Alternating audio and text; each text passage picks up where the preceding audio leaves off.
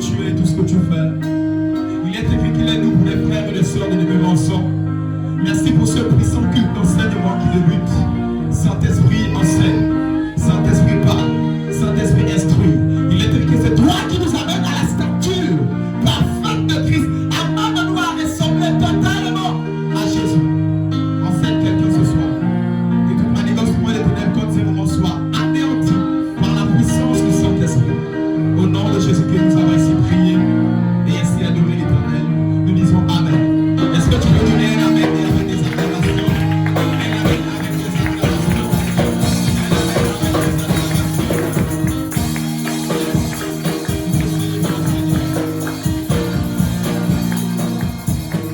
Gloire à Jésus. Je suis content d'être dans la présence de Dieu et dans votre présence ce soir. Alléluia. Qui est content d'être là ce soir? Gloire à Jésus. Alors que nous sommes debout, honorons la première lecture dans 1 Samuel 17, versets 34 à 37. 1 Samuel 17, 34 à 36. 34 à 36. 1 Samuel 17, 34 à 36. 1 Samuel chapitre 17, versets 34 à 36. David dit à Saül, ton serviteur faisait paître les brebis de son père.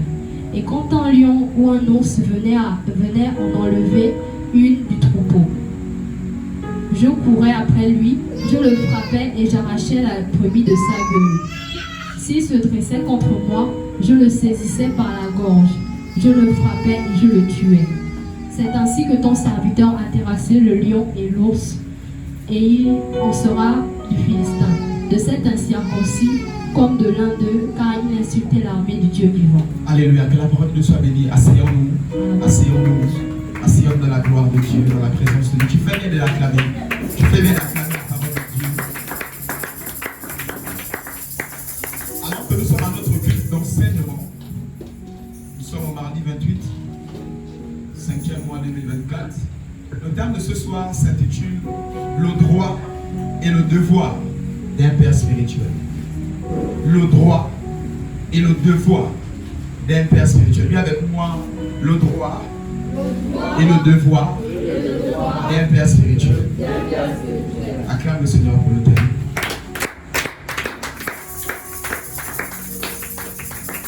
Alors je vais définir ici comme ça, c'est quoi un père spirituel? Un père spirituel, c'est un nom de Dieu qui garde et entretient ton âme avec la parole de Dieu. Je reprends. Un père spirituel, c'est un oint de Dieu qui garde et entretient ton âme avec la parole de Dieu, les prières et de tout genre de soutien. Il s'agit de soutien moral, soutien financier en cas de besoin. Et par-dessus tout, un père spirituel, c'est celui qui révèle les dons qui sont en toi. Et celui qui révèle la personne, véritable personne qui sommeille au-delà de toi. C'est celui qui révèle le potentiel que l'Éternel a positionné au-delà de toi. J'aimerais dire à quelqu'un, ton âme appartient à Dieu. Ton âme n'appartient pas à ton père spirituel. Ton âme n'appartient pas à ton pasteur. Mais ton âme appartient à Dieu. Mais quand bien même que ton âme appartient à Dieu, l'Éternel sur terre a placé, a positionné, a institué des gardiens de ton âme. Ton âme n'appartient pas à ton père spirituel, mais le gardien de ton âme. La Bible dit comme s'il allait rendre des comptes. Oui, ton père spirituel rendra des comptes sur toi, dans une dimension, face à Dieu. Sachant qu'il y a des choses que Dieu ne fera jamais. Je vais dire à quelqu'un, il y a des choses que Dieu ne fera jamais. D'où ici l'importance ou encore la place d'un père spirituel. On va remarquer ici avec la délivrance du peuple en Égypte. Laissez-moi vous dire que ce n'est pas le roi de Dieu qui s'est transformé en serpent. Ce n'est pas Dieu qui allait parler à Pharaon. Ce n'est pas Dieu qui parlait aux Égyptiens en leur disant rassemblez-vous cette nuit, nous allons faire la Pâque. Tant bien même que c'est l'instruction de Dieu, mais Dieu est passé par un père, par un roi. Oui, laissez-moi vous dire, à cette époque, c'était Moïse le père de tous les Juifs. C'est les instructions de Dieu, Mais Dieu ne parle pas tout droit. Il est passé par un père afin de communiquer les instructions. Cette nuit, nous allons prendre la première Pâque. Nous allons faire ceci. C'est le bois du Père que Dieu a utilisé afin d'avaler comme ça les serpents de Pharaon. Je vais vous dire que le Père spirituel, c'est quelque part la main de Dieu. Parce qu'il y a des choses que Dieu ne peut pas faire, mais qu'il est obligé d'utiliser un Père. Voici ici l'apôtre Paul. Il était encore Saul, à qui l'Éternel s'est révélé. C'est comme quelqu'un qui a accepté Jésus dans sa maison. Il dort, le Seigneur lui a apparu, et il s'est réveillé, il s'est répandu. Plusieurs musulmans, plusieurs francs-maçons, plusieurs satanismes, notamment un en Sud-Afrique, ils ont une religion qui s'appelle le satanisme. Ils sont sentis sous leur front, des tatouages partout. Ils sont satanistes, c'est leur religion. Mais dans sa religion, il dormait, le Seigneur lui a apparu. Ne pouvant plus enlever les 666 sur les fronts. Seigneur Jésus, tu te retrouves maintenant avec quelqu'un qui est en train de prêcher, Jésus revient, avec des triomphes au front, les 666 au bras, et tout cela. Il n'y a que Jésus qui peut faire de telles choses. Est-ce qu'on va acclamer pour Jésus? Est-ce qu'on va acclamer pour Jésus? Et voici comme Paul, Jésus lui a apparu seul. Personne ne lui a évangélisé. Mais qu'est-ce que le Seigneur lui dit? Va dans la ville, va à Damas, tu vas trouver un monsieur qui s'appelle Ananias. Ananias c'était le père spirituel de Paul. Même quand Jésus t'apparaît seul à seul, personne n'était évangélisé. Il va toujours te dire, va chez un père. Va chez un oint de Dieu. Celui qui va prier avec que tes yeux s'ouvrent. Pourquoi Jésus ne pouvait pas prier à l'instant pour que les yeux de Paul s'ouvrent? Pourquoi Jésus lui aussi n'a pas baptisé Paul? C'est Ananias qui a baptisé Paul. C'est Ananias qui a prié pour Paul. C'est Ananias qui lui a dit, la Bible dit quoi? Qu'il va te dire ce dont quoi tu vas souffrir. Il y a des choses que l'Éternel ne pourra pas te dire, mais que c'est le roi de Dieu, que Dieu a établi sur toi comme Père, qui te dira ce dont quoi tu vas souffrir, même ce dont quoi tu vas vivre. Yes. Alléluia. Ainsi, il y a des principes spirituels comme ça. Dieu peut le faire, mais Dieu est un Dieu d'ordre. Dis à ton voisin, Dieu est un Dieu d'ordre. Dis à quelqu'un, Dieu est un Dieu de principe. Dieu est un Dieu de principe. Est-ce que tu peux acclamer le Seigneur pour cette explication?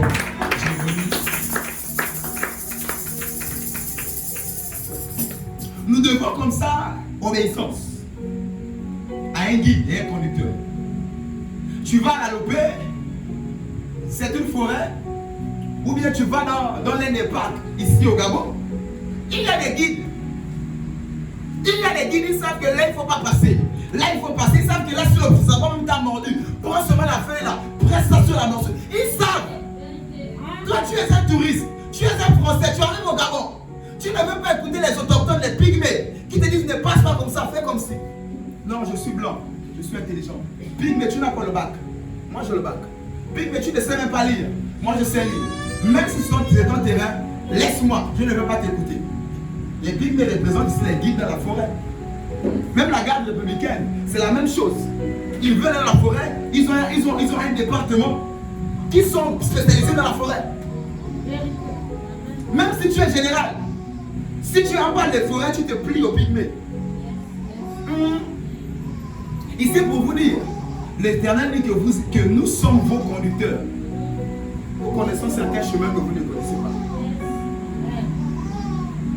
D'où la forêt n'appartient pas aux pygmées. Il est seulement quoi? Le conducteur, le guide. Il connaît les rouages, mais ce n'est pas pour lui. Il y a des personnes que l'Éternel a établies sur toi qui connaissent les rouages. Il y a des personnes que l'Éternel a établies sur l'église, qui n'est pas Dieu, ne l'adore pas. Mais lui, il connaît les rouages et les codes. Et l'Éternel lui soumettez-vous à vos conducteurs en Christ. Parce qu'il y a des chemins qu'il connaît, et qui te dit ne fais pas ça, fais ceci. Il peut être moins âgé que toi, et plus âgé même, ou pas, peu importe. Un père ne dépend pas de l'âge physique. L'âge spirituel est différent de l'âge physique. Amen. Je vous assure. L'âge spirituel est différent de l'âge physique. D'où l'Éternel est en train d'interpeller quelqu'un sur les droits et les devoirs d'un père spirituel. Nous allons voir tout ça dans les détails. Acclame le Seigneur, j'ai évolué s'il te plaît. Un dicton ecclésiastique veut dire une personne sans père est une personne sans repère. Sans père, tu es sans repère. Sans guide dans la forêt, tu n'as pas de repère. Tu vas te perdre. J'ai dit quoi? Tu vas te perdre. Sans guide dans la forêt, tu vas te perdre. Qu'est-ce que dit le Seigneur Jésus? Il dit, je vous laisse comme des loups sur terre. Je vous laisse avec des loups sur terre. Comment tu vas t'en sortir? Si tu n'as pas de guide qui te dira là-bas au carrefour, là-bas il y a des loups. Fais comme si. Tourne. Comment tu vas t'en sortir? Donc je vais dire à quelqu'un, Jésus c'est bien, mais le Père spirituel, c'est encore bien. Alléluia. Jésus avec un Père spirituel, ce sera encore bien pour toi. Acclame le Seigneur ce que tu vas compris.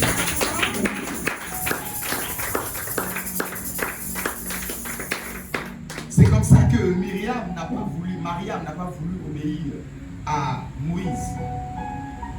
Moïse qui avait comme ça des instructions, Marie si vous voulez, n'a pas voulu obéir à Moïse. Et qu'est-ce qui s'est passé? Marie a eu la lèpre. Est-ce que Moïse est Dieu? Non. Mais pourquoi Marie a eu la lèpre? Parce qu'elle a juste murmuré contre le Saint-Serviteur. Parce que l'Éternel avait établi Moïse comme guide. Ne parlez pas contre guide. Tu murmures, tu as la lèpre et tu seras rejeté et expulsé du peuple. Moïse n'était pas Dieu. Il était Dieu sur Pharaon, mais pas Dieu sur les Juifs. Mais il était seulement un conducteur. Mais rien que cette affaire de conducteur, il fallait l'écouter. Nous ce soir, j'interpelle quelqu'un à écouter son conducteur. J'interpelle quelqu'un à écouter le conducteur que l'Éternel a placé au devant de toi. Amen. Alléluia. Acclame le Seigneur, j'avance. Alors, revenons à notre texte de base, tout ceci afin de planter le décor, pour vous faire comprendre ce dans quoi nous allons rentrer. Dis avec moi, avance révérend. 1 Samuel 17, verset 34 que nous avons lu. La Bible déclare, David dit à Saül, ton serviteur faisait paître les brebis de son père. Dis avec moi son père. Dis avec moi son père. Son père. Et quand un lion ou un ours venait enlever une du troupeau, je courais après lui, je le frappais et j'arrachais la brebis de sa gueule. S'il se dressait contre moi, je le saisissais par sa gorge et je le frappais et je le tuais. La Bible dit quoi? David était comme dans la forêt, alléluia, mais il gardait les brebis. Est-ce que c'était ses brebis? Non. Et il a dit quoi? Les brebis de mon père. Lui-même aussi, il est quoi? Le fils de son père. Comme même que ce sont les brebis, mais tous les deux sont quoi? En dessous du père. Mais même en dessous du père, il y a le fils, c'est-à-dire le gardien des brebis. Et il y a les brebis du père. Tu n'es pas ma brebis. Je répète encore. Tu n'es pas ma brebis. Tu es la brebis du père. Mais l'Éternel sur toi a établi un David afin de te protéger des lions, de te protéger des ours, de te protéger des chacals, de te protéger des dangers. L'Éternel a placé un berger pour toi. Et nous trouvons plusieurs rebelles et insoumis, et même des pasteurs qui prêchent certaines choses. Nous allons voir ce texte biblique qui a causé et fait couler beaucoup d'encre dans l'église. Qui dit que tu ne dois pas appeler, tu dois appeler personne père et personne maître. Nous allons lire cela. Afin de vous éclaircir, on ne lit pas la Bible avec l'intelligence, mais avec l'esprit. Acclame le Seigneur, nous allons avancer.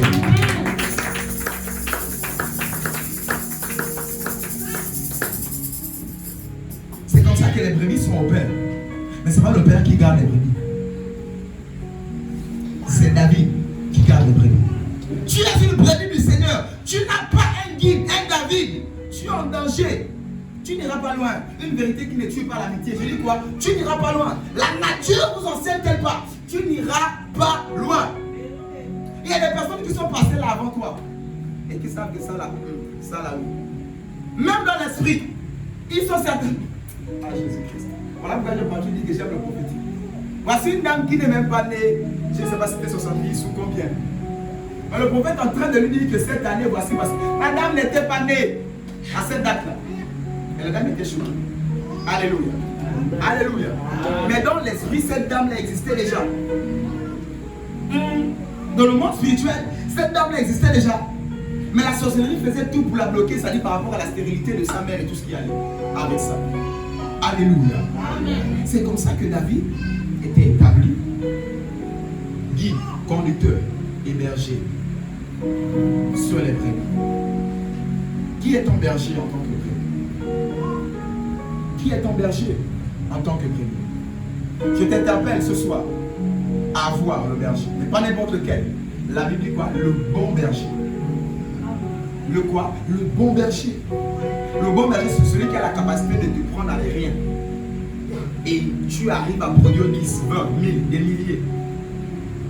À révéler le potentiel que l'Éternel a mis au-dedans de toi. Si tu es ici, ça fait déjà 2-3 mois, tu ne sais pas prier, tu ne sais même pas encore prier, tu n'es pas au bon endroit. Parce qu'ici, on ne sait pas afin de vous former par rapport à cela. Il y a l'école des disciples pour cela. Il y a les cours d'affermissement pour cela. Il y a tous les cultes même encore pour cela. Il y a souvent des parties questions-réponses pour cela. Il y a les jeudis, le Père reçoit les vendredis pour cela. Et si tu ne grandis pas, c'est qu'il y a un problème. Le but de reconnaître si celui-là est mon père ou pas, est celui qui dégage le potentiel que Dieu a. On trouve des pères, malheureusement, il y en a qui passent par là. J'ai connu un frère qui est passé par là. L'appel, c'est arrivé, tout est prêt. Le père dit encore, reste, tu n'es pas prêt. Reste. Quel signe encore? 12 ans auprès des pères. Tu attends encore quel signe? Et toi, tu dis c'est ça. Tu as prophétisé aussi à la date, là, tout, c'est ça. Mais c'est comme si tu contredis toi-même ta propre prophétie.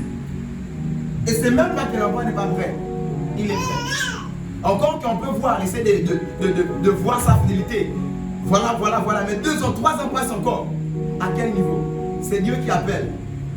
Si le berger n'est pas le bon, c'est Dieu qui appelle. Si le berger n'arrive pas en temps, je dis quoi? C'est Dieu qui appelle. Voilà pourquoi je vais dire à quelqu'un, aie un bon berger. Que l'Éternel te donne un bon berger. Ma prière pour toi ce soir est que l'Éternel te donne un bon berger. Ma prière pour toi ce soir est que l'Éternel fasse pour toi le révérend King Sauveur un très bon berger au nom de Jésus. Au nom de Jésus. Au nom de Jésus. Tu fais bien de célébrer Jésus. Tu fais bien de le célébrer. Tu fais bien de le célébrer. J'aimerais ici dissocier la vie ministérielle et la vie en Christ. La vie en Christ est différente de la vie ministérielle. C'est 2 choses. Je dis quoi? C'est 2 choses.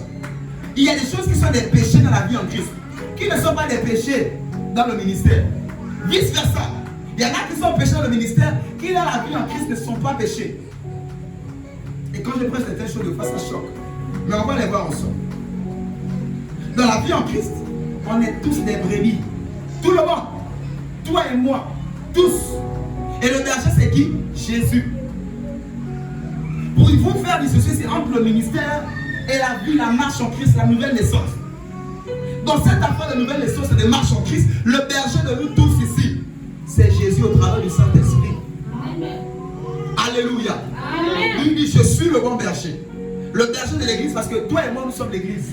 Donc notre maître à nous tous, parce que nous tous, dans une dimension, on est des brebis. Même moi, dans une dimension, nous tous ici, nous sommes des brebis. Et le berger, c'est qui? Jésus-Christ de Nazareth. Amen. Ça, c'est la vie en Christ. Mais dans le ministère, le berger, c'est le pasteur. Le berger, c'est ton père spirituel. Dans le ministère, le berger, ce n'est plus Jésus. Le berger, c'est ton père spirituel qui garde ton âme, qui guide ton âme. Autrement dit, il fait le même travail que le berger. Mais dans le ministère, c'est lui. Et plusieurs personnes n'arrivent pas à faire cette séparation entre le ministère et la vie en Christ. Dans le ministère, le conducteur, il y a le conducteur et le berger. Ce n'est pas pareil. Dis avec moi, nous ne sommes pas pareils. Nous ne sommes pas pareils. Dis avec moi, nous ne sommes pas pareils. Nous ne sommes pas pareils. Jacques 3, verset 1 nous parle de cela. Lisons-le un instant. Lisons-le, permettez-moi de le lire. Jacques 3, verset 1.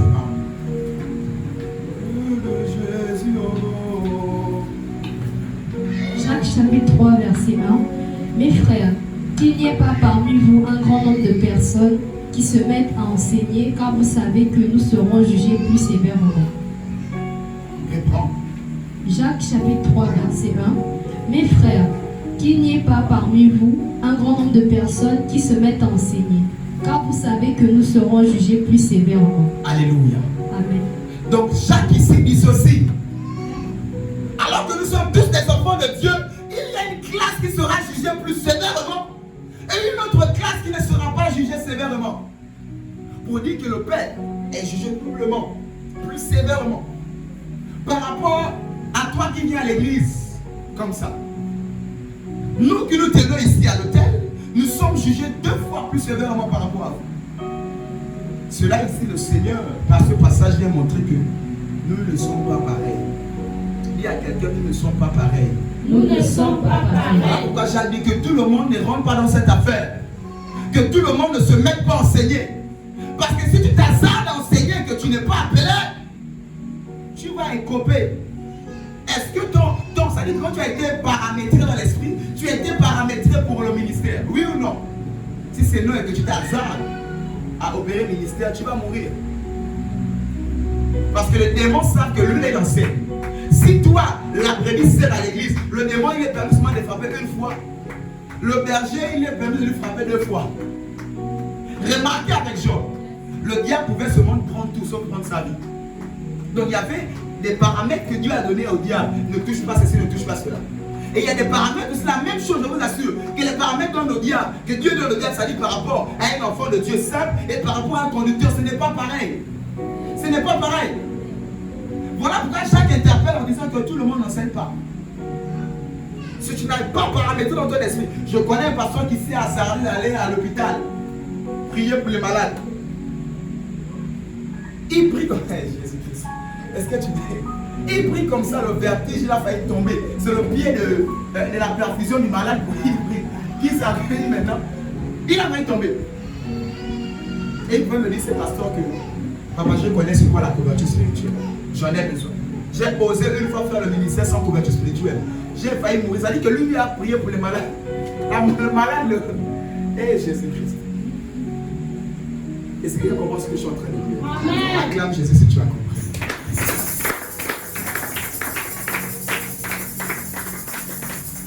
D'où ici, il faut les respecter. Je vous assure. Imaginez un peu, chaque personne, c'est une sorcellerie différente, c'est-à-dire familiale. Une seule personne se tient ici et s'en prend à toutes vos, tout ce qui vous attaque. Bon, imaginez un peu les représailles derrière. Si tu n'es pas moi et appelé. Une seule personne. Là-bas, on va dire Vaudou, Witi, Mélan, Joby, Nanani. Là, chacun a son nom. De fois Gabonais, de fois c'est les étrangers. Un Béninois qui est là avec tout son Vaudou que les parents ont gâté. Tu te tiens en train de. Sors, out, tout ça. Une seule personne. Et le Seigneur dit priez pour vos conducteurs. Obéissez-les. Priez. Les combats qu'ils ont, ce n'est pas pareil. Les tentations que toi tu vis de fois dehors là, oh c'est difficile là. Nous on vit ça peut-être fois 10. Nous, ne parlez pas un nom de Dieu quand il tombe. Est-ce que vous comprenez? Parce que la classe et la dimension d'épreuve que lui là, ce n'est pas pareil que toi. Dis avec moi, on n'est pas pareil. On n'est pas pareil. Dis avec moi, on n'est pas pareil. On n'est pas Non, dis pareil. le mieux, nous ne sommes pas pareils. Nous ne sommes pas pareils. Acclame Jésus si tu as compris.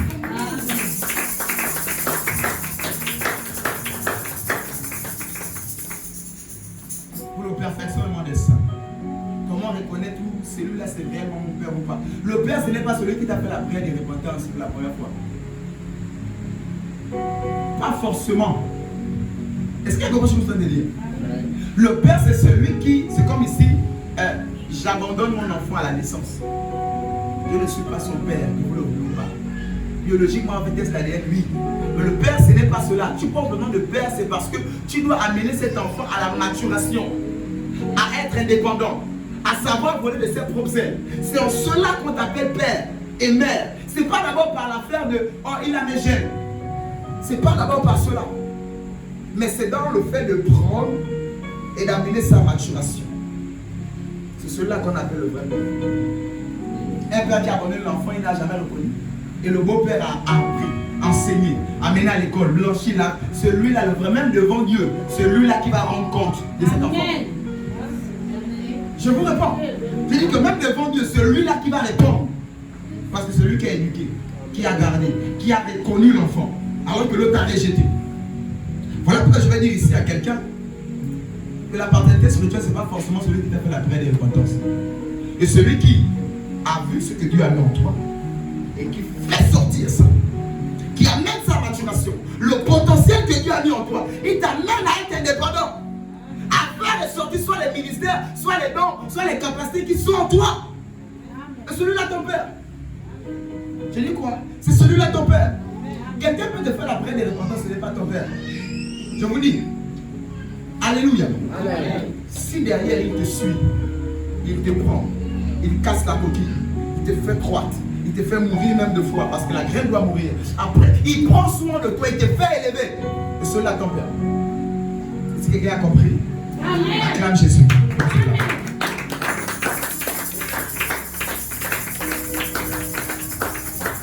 Nous, le Seigneur dit en Jean, le Seigneur dit que, oui, faire révéler le potentiel que Dieu en nous et nous amener à la stature parfaite de Christ.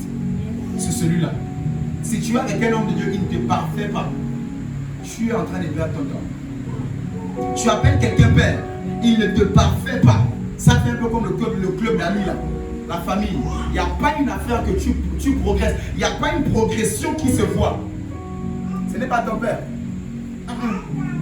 Je répète encore toi, ce n'est pas ton père. Matthieu 23, verset 8 à 9, ce texte qui a beaucoup fait couler l'encre dans l'église. Matthieu 23, verset 8 à 9.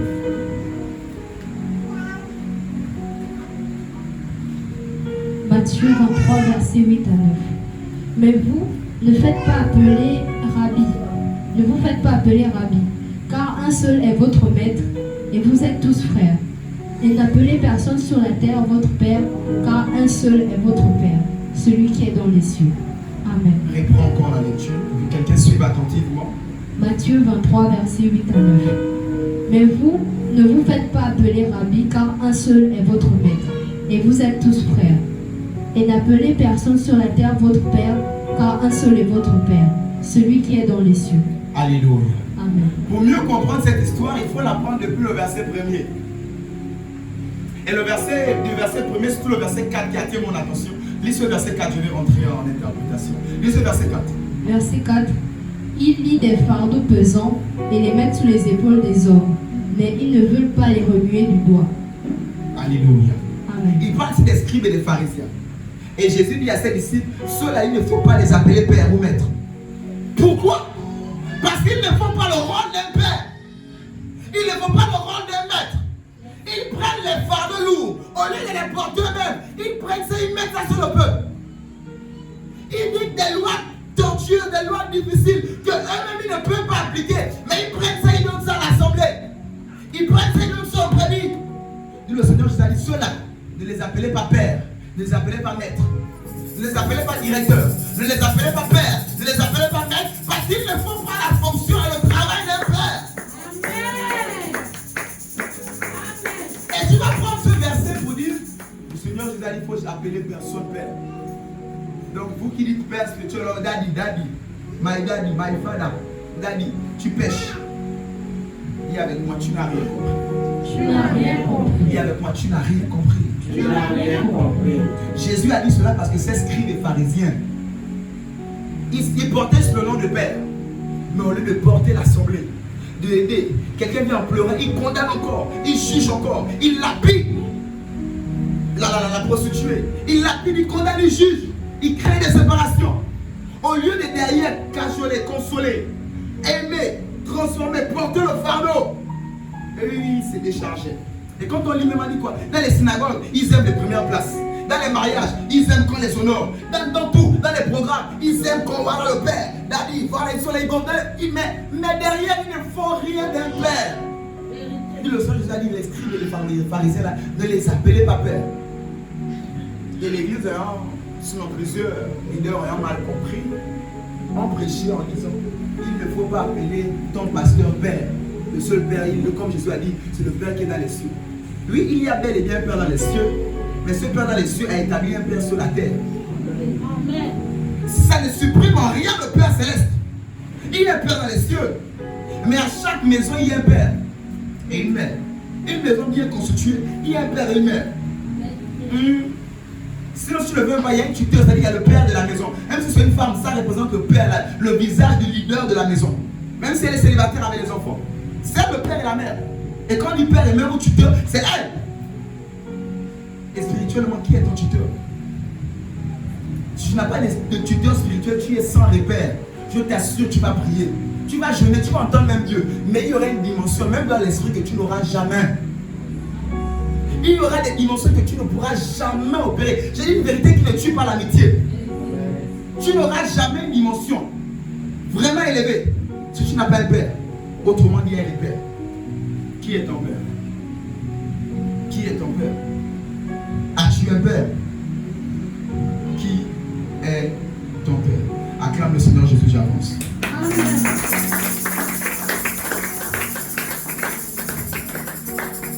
Je suis actuellement dans les devoirs d'un père, dans les rôles d'un père. Surtout les devoirs d'un père. On va voir les droits plus tard, vers la fin. Les devoirs d'un père. Un père doit protéger, un peu comme David a protégé les brebis. Un père doit guider, comme David guidait les brebis, pour les amener dans les verts pâturages. Oh, ici il n'y a pas l'herbe. Ok, je prends les brebis, je les amène à côté de la rivière, ils doivent boire de l'eau. Et à côté de la rivière, il y a toujours l'herbe, que tu ne veux pas. Partout il y a une rivière, même si c'est le désert, tu vas trouver un peu les steppes là, les herbes un peu. Partout, donc, il les dirige vers les eaux paisibles. Il les dirige un peu vers l'herbe. C'est cela un père spirituel. Un père spirituel. Oui. Et cela qui dit véritablement, si vous ne mangez pas, lui ne mange pas. Oui. Pas seulement politique. On n'est pas dans la politique ici pour flatter le peuple. Le jour où vous allez manger, c'est là où je vais manger. Ça, c'est pas la politique. Un père, il porte véritablement le fardeau de l'église. Quand quelqu'un est absent, pourquoi il n'est pas là? Oh, la personne est malade à l'hôpital. Oh, Seigneur, s'il te plaît, fortifie. C'est pas que oui, que Dieu te bénisse. Bonne guérison, au nom de Jésus, reçoit pas. Il vit sa vie, il est tranquille. Un père, c'est celui qui porte. Et celui qui, quand ça ne va, il a mal. Quand les deux enfants se disputent, ça fait mal. C'est cela un véritable père. Mais un infiltré mercenaire, il s'en fout. Il vient prendre ses billes, ses offrandes, ses prémices. Tu es guéri, tu n'es pas guéri toi-même. C'est de ta faute. Non, un vrai père va et porte. Va et prend les charges des enfants. Et les guide, les conduit, les aime, les protège. Quand le loup ou encore le lion arrive, David lui-même il a dit quoi? Je vais arracher de la gueule du loup, de la gueule de l'ours, de la gueule du lion. Et s'il persiste, je le tue. Un père est protecteur face à ses enfants. J'ai dit quoi? Un père est protecteur face à ses enfants. Le jour où je ne suis plus protecteur, il faut prier beaucoup pour moi. Et le jour où je ne réponds pas aux critères que moi je vous enseigne, sortez d'ici. Alléluia. Amen. Acclame Jésus pour cela. Amen.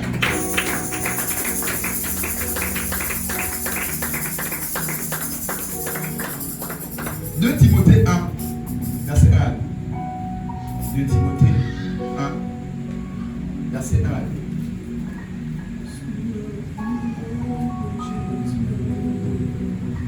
2 Timothée chapitre 1 verset 1 à 2. Paul, apôtre de Jésus-Christ, par la volonté de Dieu pour annoncer la promesse de la vie qui est en Jésus-Christ, à Timothée, mon enfant bien-aimé. Que la grâce, la miséricorde et la paix te soient données. Il dit à Timothée, mon enfant bien-aimé. Timothée, ce n'est pas le père biologique, le fils biologique de l'apôtre Paul. L'apôtre Paul n'a pas eu d'enfant. Il ne s'est pas marié. Mais comment alors il appelle Timothée mon enfant bien-aimé? C'est dans l'esprit. Timothée, c'est le fils spirituel de l'apôtre Paul. Alors, est-ce que les Écritures se contredisent? Jésus n'appelait personne père. Et Timothée dit là-bas, Paul appelle là-bas Timothée mon fils. Timothée appelle Paul là-bas mon père. Est-ce que les Écritures se contredisent? Non. C'était juste un problème de compréhension. C'est ce que les pharisiens ne prennent pour le rôle d'un père. Ils ne vont pas les appeler comme ça. Mais Timothée, Paul, enseigne Timothée, nourrit Timothée. Jusqu'à ce que quand on avance dans les épîtres de Timothée, il écrit, je veux dire en Thessaloniciens, il écrit, dit quoi? Il dit ici, recevez Timothée parce qu'il exerce ministère comme moi.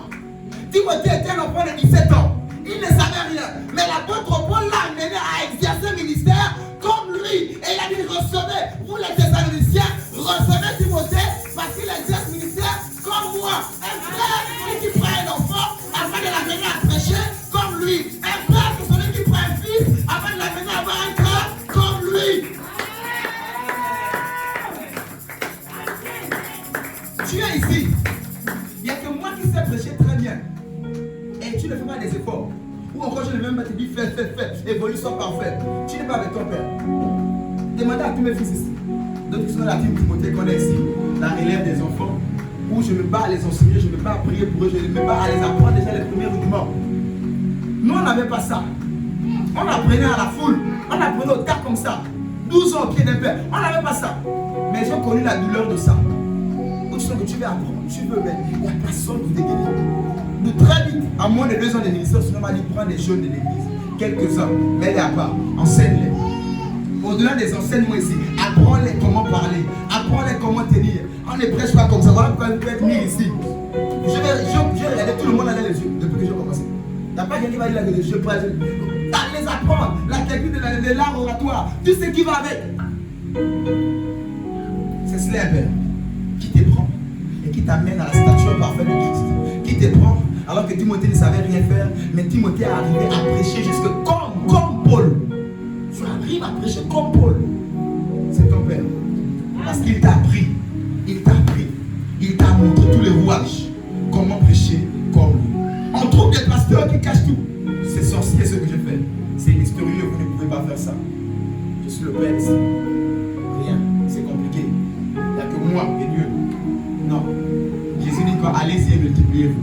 Même Dieu a encore dit ça à la création. Il a détruit la création. Avec Noé encore, il a dit quoi? Allez-y et multipliez-vous, remplissez la terre. La volonté de Dieu, c'est de multiplier ce que tu sais faire. C'est de multiplier ton espèce. C'est de multiplier ce que Dieu a mis en toi.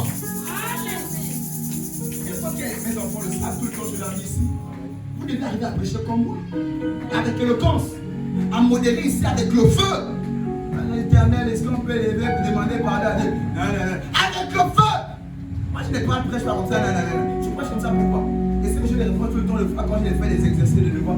Tu m'as déjà vu prêcher, mais tu sais, alléluia. La Bible dit que. Voilà. Tu m'as vu, tu prêches comme ça, tu as vu ça où? Et ça, c'est un père qui apprend à l'enfant en disant je ne fais pas ça. Ou bien Paul pouvait dire soyez mes imitateurs. Faites ce que je fais. Un fils imite son père. Amen. Acclame Jésus, j'avance.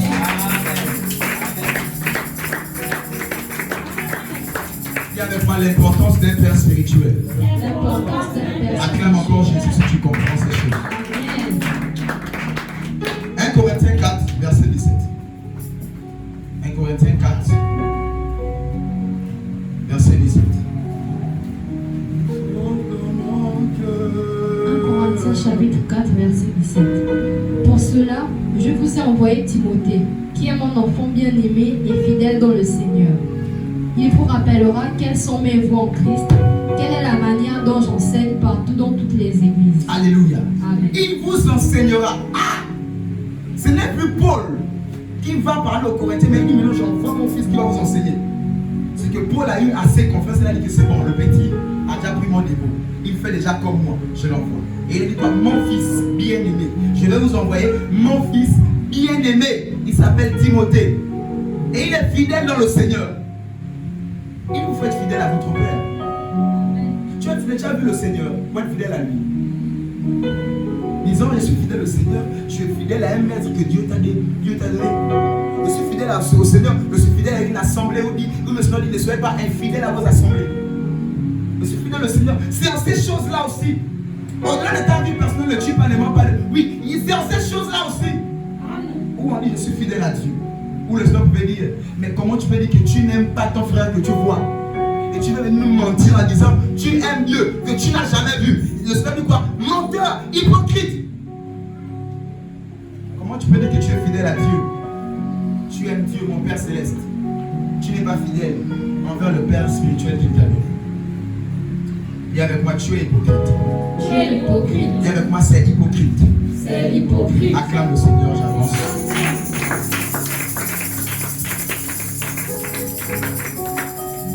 Je suis maintenant dans la deuxième partie, les droits d'un père. J'ai vu le devoir.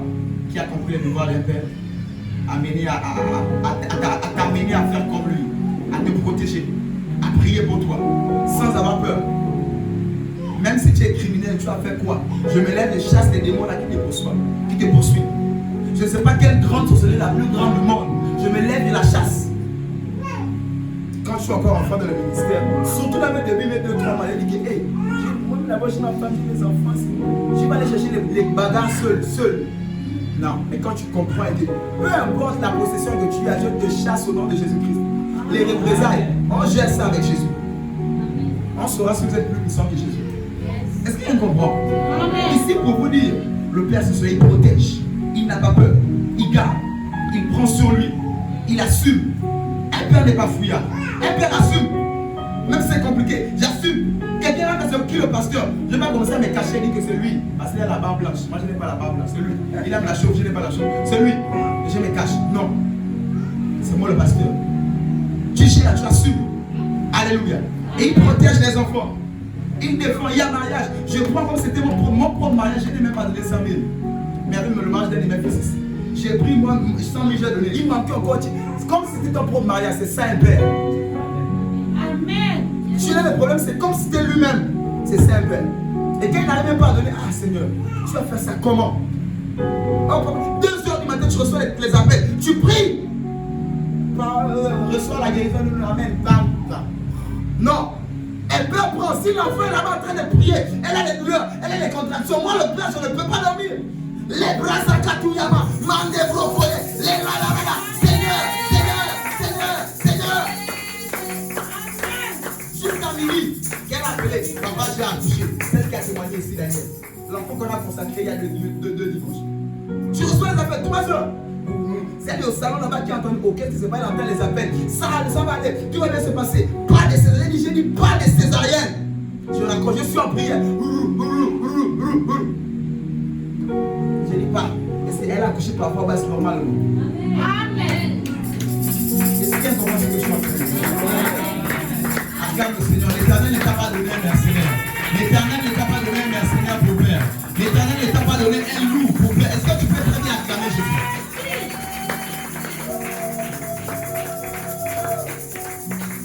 Gloire à Jésus. Alors j'ai dit, je suis maintenant dans les droits d'un père. 1 Timothée 5, verset 17. Nous avançons. 1 Timothée 5, verset 17.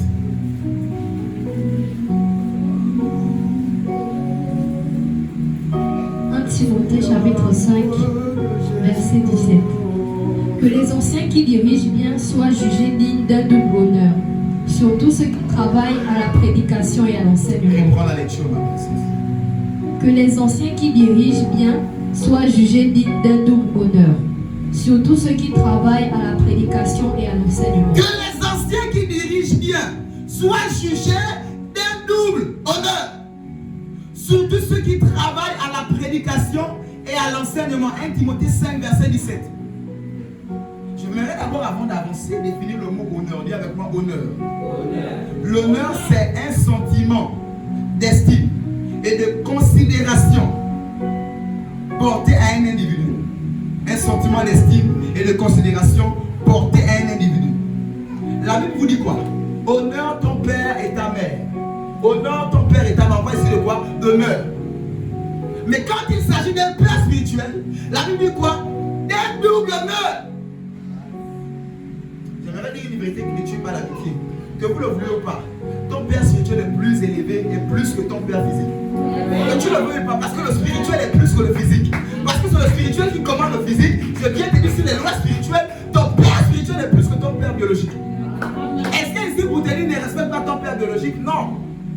Est-ce que c'est pour dire à quelqu'un, non, ne donne pas l'argent à ton père et viens souvent me donner? Non. Souvent le premier qui enseigne ici donne l'argent à ton père, donne l'argent à ta mère. Même s'ils sont des sorciers, donnez, aidez-les, soutenez-les. La Bible dit honore ton père et ta mère, même si elle est sorcière, donne. C'est Dieu qui a permis que tu sois dans son monde. Donne. Mais ici, une vérité qui ne tue pas l'amitié. Ton père spirituel est plus que ton père biologique. Que tu ne le veuilles pas, ce n'est pas une demandaison, comme pour venir les Ivoiriens. C'est une vérité à avaler, à accepter.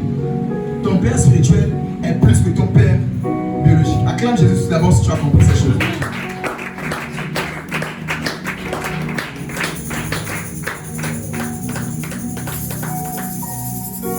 C'est comme ça qu'il a dit, père et mère, honneur-les seulement, simplement, mais ceux qui te conduisent, qui t'enseignent, donc père spirituel, honore-les doublement.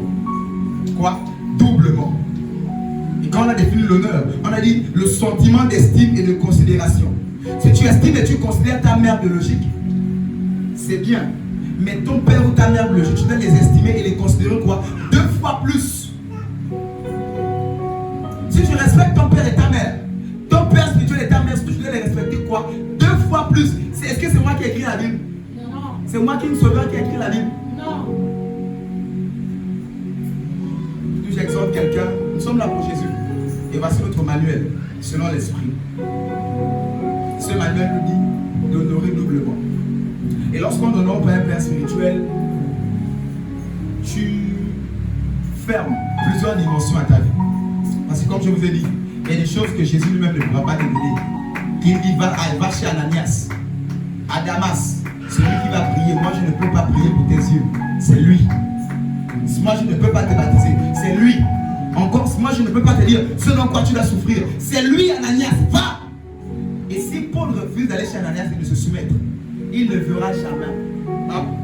Il ne connaîtra jamais sa destinée. 2, 3. La femme, c'est quoi laquelle?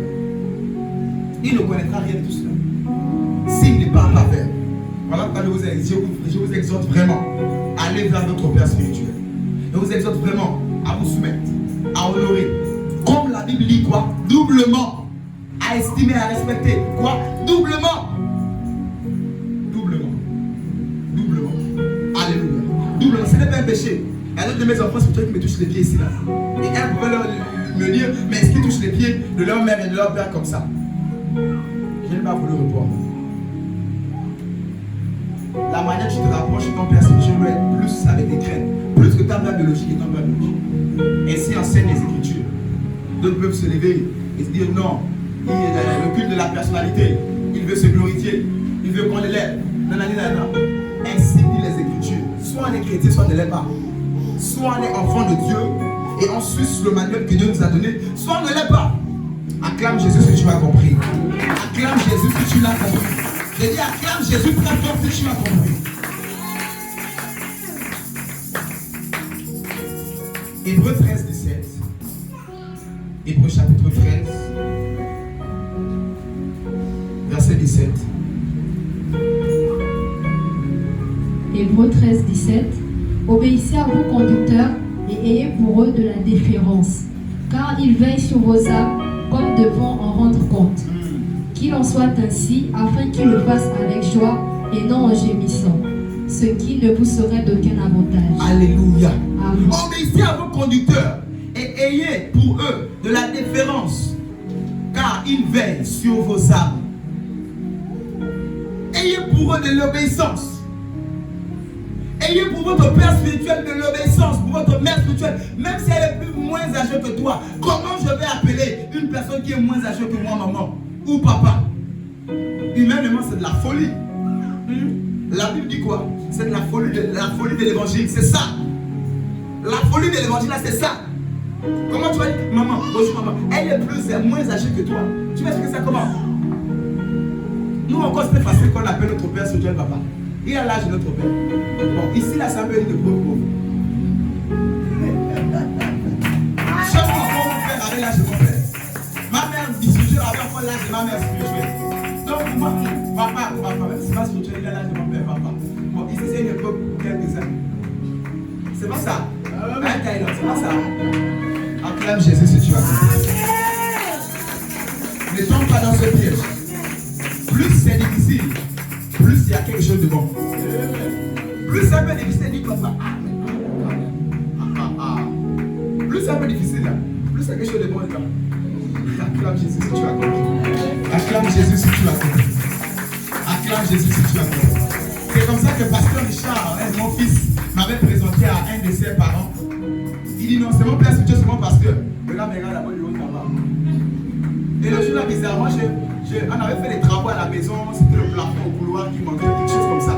Donc j'étais là en bas full, t-shirt, transpirant.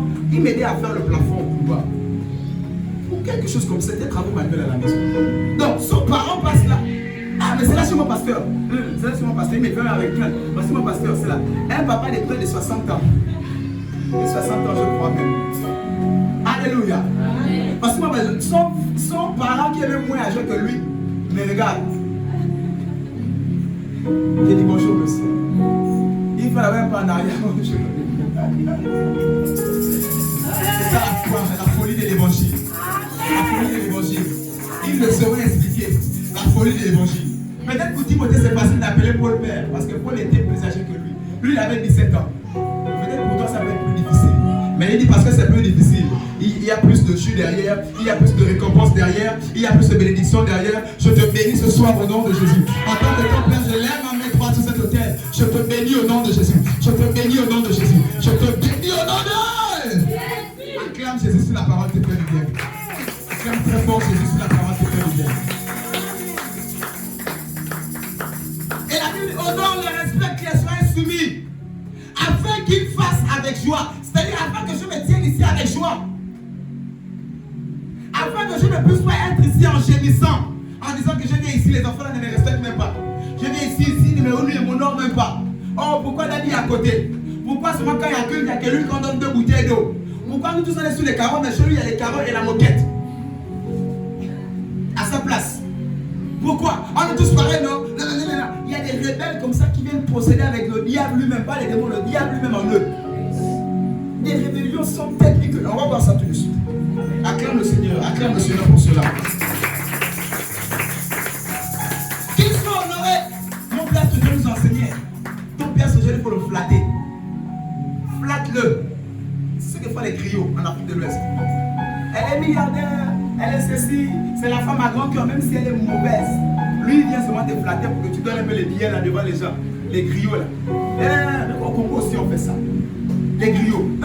Il est ceci, c'est l'homme le plus beau du monde, c'est le meilleur père du monde. Regardez, il a 15 enfants, il a toujours pris soin, même s'il a abandonné les enfants là, qui sont revenus après. Il a toujours pris soin le griot, il a fait des flatter. Et c'est cela. Mon père nous enseignait à l'école du ministère en disant, Père qui nous disait, ton père, si tu as il faut me le flatter. Flatte-le. Flatte-le. De la même manière que tu l'élèves, c'est comme ça que Dieu va t'élever. La loi du spirituel, c'est quoi? C'est sert pour servir. Élève quand élève. Je dis quoi? Sers et on va te servir demain. Élève et puis on va t'élever aujourd'hui. Regarde Jésus ce soir. Plusieurs de mes enfants là, leur attitude a changé à mon égard parce qu'ils ont vu comment mon père spirituel est venu à l'église, comment je me suis convaincu. Plusieurs là, ils ont commencé à changer envers moi parce qu'ils ont dit que, oh, comment lui il honore son père comme ça? Et beaucoup l'ont commencé à dire que, oh, nous aussi on va commencer à honorer notre père. C'est comme ça. Quand ma femme peut me dire, tu as été un fils, tu es un fils, tu seras toujours un bon fils. Et ça là, tu ne peux pas me changer ça. Tu ne peux pas. Et que cela soit ton partage au nom de Jésus. Que tu sois un bon fils au nom de Jésus. Que tu sois une bonne fille au nom de Jésus. Oui, le fils et la fille qui font la joie de leur père au nom de Jésus. Dans le nom de Jésus. Célèbre encore Jésus, s'il te plaît. Célèbre Jésus. Tu fais bien de le célébrer. Afin qu'il le fasse avec joie. La Bible dit, ceux qui ne vous seraient d'aucun avantage. C'est-à-dire, s'il fait ça en gémissant, ceux qui ne vous seraient d'aucun avantage. C'est-à-dire que si je me tiens ici le cœur frustré, ou il m'a insulté, ou je l'appelle, il me fait ça. Je la fontaine parce qu'il est un peu plus âgé que moi, je le gronde, il se fâche, il me claque la porte du bureau. Je me tiens ici avec cette frustration dans le cœur. Je ne serai pas un sujet de bénédiction pour vous. La Bible dit, ouais, il ne sera pas avantageux pour vous. Il ne sera d'aucun avantage pour vous.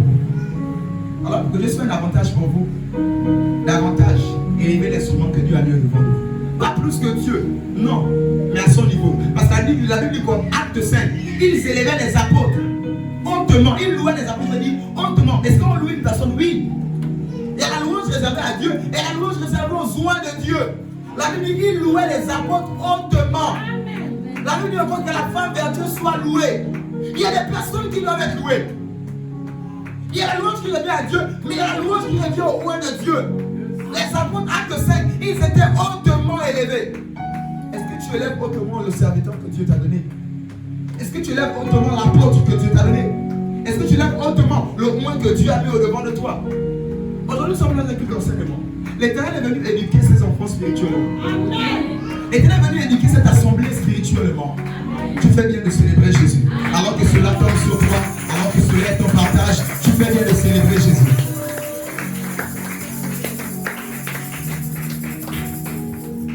Cela ne sera d'aucun avantage pour vous. Honorez votre Père. Au-delà même de votre Père, même si ce n'est pas votre Père, et c'est moi de Dieu, honorez-le. Respectez-les. Même si on a dit qu'il est faux, il est vrai. Honore, respecte. Qui es-tu pour toucher et juger au nom de Dieu? Qu'on ne touche pas, même moi, dit l'Éternel. Alléluia. Acclame Jésus encore, nous allons terminer.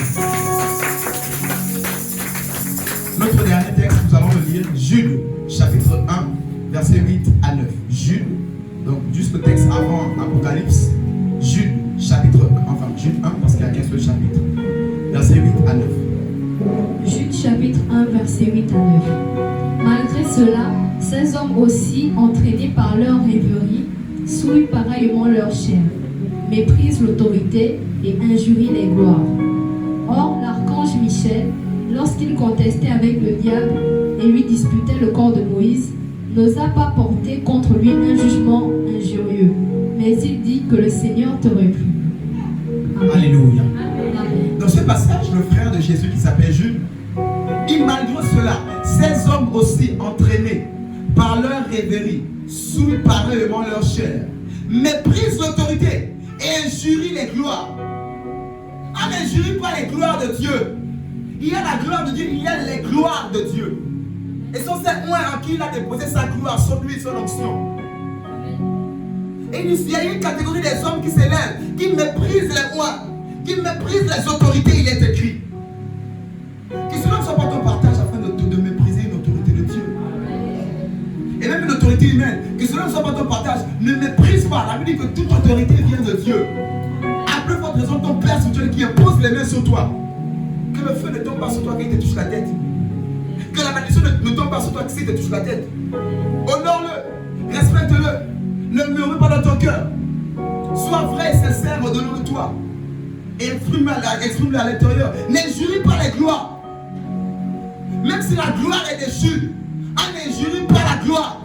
Voilà pourquoi le verset 9 nous dit: or, l'archange Michel, lorsqu'il contestait avec le diable, lui disputant le corps de Moïse, n'osa pas porter contre lui un jugement injurieux. Mais il dit que le Seigneur te réprimande. Voici ici le diable qui vient pour voler le corps de Moïse lorsqu'il était mort. Le diable vient pour vouloir voler le corps de Moïse. L'archange Michael descend. Il pouvait insulter le diable. Moi je l'insulte tous les jours ici là. Ce menteur, le singe de Dieu. Je l'insulte tout le temps ici non. Voici ici l'archange Michel, parce que eux ils sont anges. Moi je suis pas un ange, je suis supérieur à lui. L'archange Michel arrive. Il dit: je m'abstiens d'insulter, même si la gloire elle est dessus. Ce n'est plus le diable, ce n'est plus l'étoile brillante du matin. Il a maintenant chuté. La gloire est maintenant déchue. Même s'il est déchu, il a été chassé de Dieu. Au ciel, il était mon chef. Donc je ne peux pas l'insulter. Qu'est-ce que je fais? Je viens garder le corps de Moïse afin qu'il ne touche pas. Mais moi, Michael, je m'abstiens d'insulter Satan. Parce qu'au ciel, c'était mon chef. Est-ce qu'on trouve des personnes comme ça à l'église? Le jour où tu vas voir ton pasteur dans des positions bizarres, tu l'insultes. Le jour où tu vas voir ton père, ton diacre ici, tu l'as vu au bar, alors qu'il est peut-être marié, mais tu l'as vu avec une petite bar. Tu vas commencer, tu vas l'insulter, c'est ça, c'est comme ça. Est-ce qu'on trouve des personnes encore comme ça dans l'église qui disent que je m'interdis d'injurer la gloire de Dieu? Même si elle est dessus, même si elle n'est plus une gloire, mais je m'interdis d'insulter la gloire de Dieu. C'est comme ça que nous trouvons au Gabon. Gabon, serviteur de Dieu, Gabon. Si je pouvais choisir mon mot au Congo. Gabon. Ton père qui t'impose les mains, à peine tu as vu les faiblesses de ton père, tu l'insultes, tu crasses sur lui. Qu'est-ce qu'on n'a pas vu avec ce roi de Dieu, le prophète Emmanuel ce matin? On a entendu tout de lui. Regarde comment les gens l'ont insulté. Les gens l'ont traité de tous les noms. Je bénis le Seigneur, je le célèbre. Parce que l'Éternel l'a rétabli. Aujourd'hui, son église est ouverte. Et je prie pour lui tous les jours. Je bénis le Seigneur que l'Éternel l'a rétabli. On n'injurie pas la gloire. Que la gloire soit fausse ou vraie. On n'injurie pas la gloire. C'est un roi de Dieu. Qu'il soit avec Dieu, qu'il ne soit pas avec Dieu. Est-ce qu'il a dit un jour que Jésus n'est plus Seigneur? Non. Est-ce qu'il a dit un jour que c'est lui qui est Dieu? Non. Il adore qui? Jésus? Non. Non, on adore qui? C'est Jésus? Non. Je vais l'insulter pourquoi? Est-ce que vous comprenez ce que je suis en train de dire? Même si la gloire est déchue, on n'insulte pas, on ne crache pas sur la gloire. Et il y a l'attitude de Michaël. Je prêche mon évangile. Je ne suis pas ici. Moi, ici, il y a insulté un homme de Dieu ici. Les faux, je les connais plein. J'ai dit quoi? Plein. Ça, c'est même ça. Elle dit, je peux les citer les noms. Je les connais plein. Mais jamais je vais me tenir ici. N'allez pas dans telle église, parce que lui, il faut jamais. Est-ce qu'on pense que je suis en train de dire? C'est comme ici un homme qui enseigne sa fille tous les jours. Les hommes sont des bandits, les hommes sont des menteurs, les hommes sont des hommes. Tu ne dis jamais aussi que les hommes disent la vérité. Le jour où un homme va venir devant ta fille qui par erreur, par faiblesse, par maladresse, il a fait une erreur, elle va dire tu es faux. Elle ne va jamais se marier parce qu'on a toujours montré que le mauvais côté des hommes. On ne lui a jamais dit que les hommes soient attentionnés. Les hommes aiment aussi. Les hommes savent aussi être fidèles. On n'a jamais dit ça. C'est comme ça qu'ici, en tant que père, je vous enseigne dans le bon côté. Par la lumière afin de reconnaître les ténèbres. Pas en les ténèbres pour reconnaître la lumière. C'est pas possible. Ça n'a pas de sens. Alléluia. Amen. De ce soir, l'Éternel me dit de dire à quelqu'un, honore ton Père spirituel. Même si un jour tu l'as vu dans des positions bizarres, ça reste ton Père. Tu l'as vu en culotte, ça reste ton Père. Honore. Le jour où tu dis que tu parles mal, même si Dieu sait que lui il a tort, c'est toi qui vas être coupé. Parce qu'il n'y a pas match entre Père et Fils. Acclame le Seigneur si tu as compris ces choses.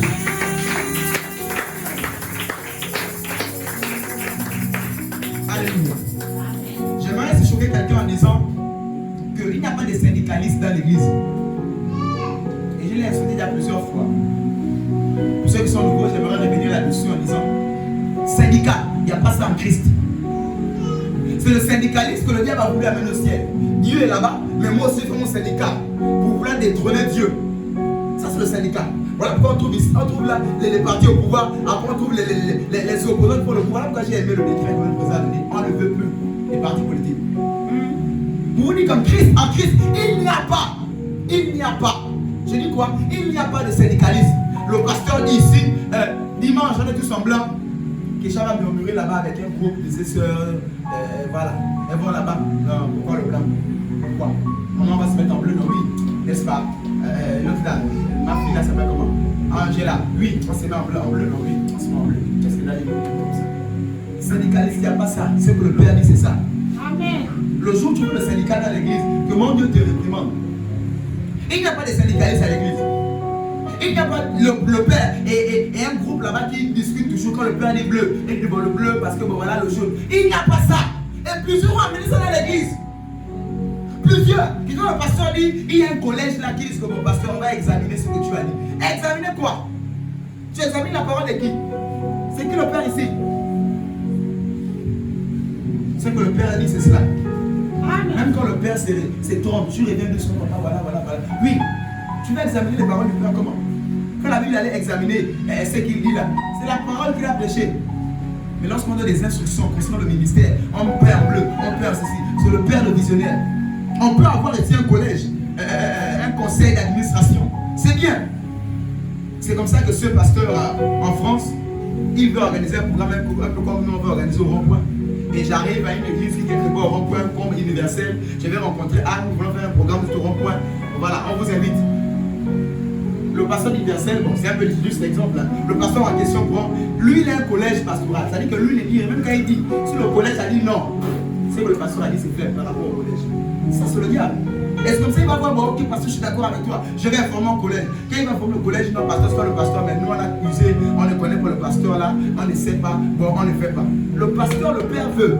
Parce que vous êtes un collège d'administration, vous dites non. Et le pasteur appelle la vie, ah, on ne peut plus haut. Moi je voulais même un conseil. Hey, ça c'est quoi? On parle de quoi ici?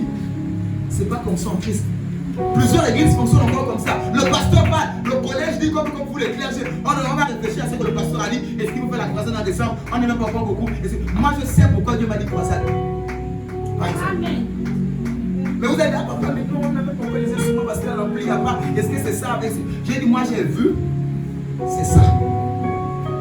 Et c'est comme ça que la progression de plusieurs églises sont bloquées, calées. Plusieurs églises fonctionnent même encore comme ça au Gabon. Parce qu'ils amènent, bon, dans la société, il y a la société, il y a le président, il y a mais il y a aussi les syndicalistes. Qui nous a dit que l'église c'est la société? Non, le président du syndicat. Qui nous a dit que l'église c'est une société? Dans l'église, je vous dis une vérité qui ne tue pas l'amitié. C'est la dictature. Dis à quelqu'un, c'est la dictature. C'est la dictature. Dis à quelqu'un, c'est la dictature. C'est la dictature. Gardons le modèle divin de gouvernance dans l'église. Pas de démocratie, mais la dictature.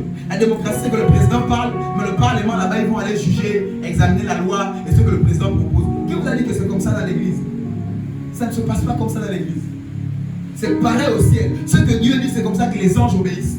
Et c'est la même chose dans l'église. Ce que le Père qui représente le berger dit, les brebis obéissent. Selon l'instruction et la conviction du Saint-Esprit.